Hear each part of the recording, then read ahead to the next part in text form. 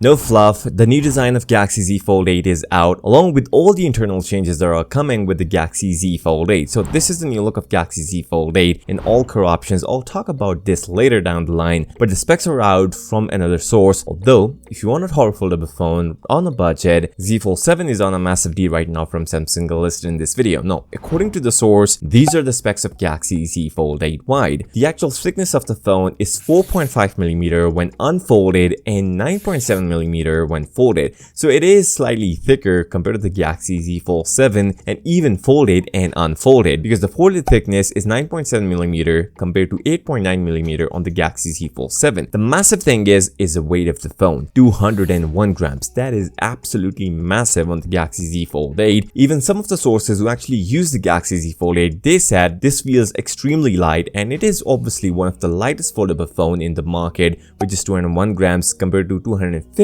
on the Galaxy Z Fold 8 Ultra or Galaxy Z Fold 7. Now, the display sizes are also out, 7.6 inches with the main display with the 4:3 aspect ratio and 5.5 inches Quad HD Plus display with 16:10 cover display. And we got two cameras in the back, 50 megapixel ultra wide sensor with f1.9 aperture and a 50 megapixel main sensor with f1.8. The front camera will be 10 megapixel and f2.2, and it is coming with the Snapdragon 8 Elite Gen 5 3nm processor, and we are going to see a 12 gigs of RAM and 3 storage variants, 256 gigs, a 512 gigs, and a 1TB version, and a 4800 mAh battery with a super fast charging. Probably it'll going to feature a 45-watt fast charging just like the Galaxy S25 Ultra and all of the previous Galaxy phones, and even the Ultra is going to get a 45-watt fast charging, unlike the Flip, which is only getting a 25-watt. Now, talking about the new design, these are the new colors for the Galaxy Z Fold 8, and obviously it is now confirmed we are not going to see an S Pen support with the Galaxy Z Fold 8. Even Byte and the Ultra, both are not going to see an S Pen support on it. These are the new color options: cream, lavender, graphite, and that pistachio. These are the 4 color options coming with the Galaxy Z Fold 8. Now, we got more details about the Galaxy Z Fold 8. Now, according to the source,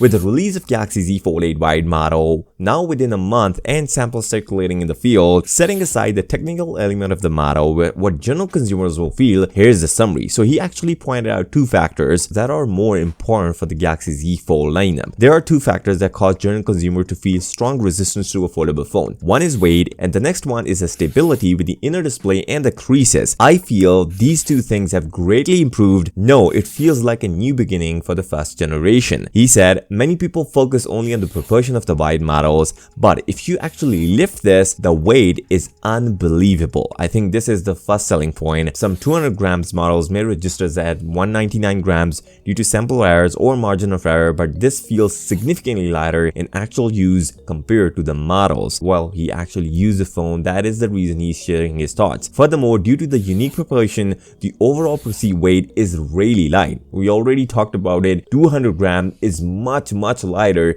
compared to even Candy Bar phone and compared to the Galaxy Z Fold 7, which was at 215 grams. He second said, Fold Ultra, I don't know why it's called Ultra, but the display pixels and crease area are better on the wider edition. It has largely inherited the legacy of Dipple, which was optimized for supplying specific companies. With increased thickness, it remains flexible and stable. In particular, the crease now feels distinctly like touching standard bar type glass. This was one of the technical requirements consistently required by company A, and Samsung has recently been demonstrating an 80% yield. I think the previous 2 PS models are too big, and I believe they will appeal greatly to a general consumers. If the pricing and marketing are well combined, I believe they can sell better than the Pure X Max. On this note, if you're still here, give this video a thumbs up and subscribe to the channel. I'll see you next time. Until then, peace out.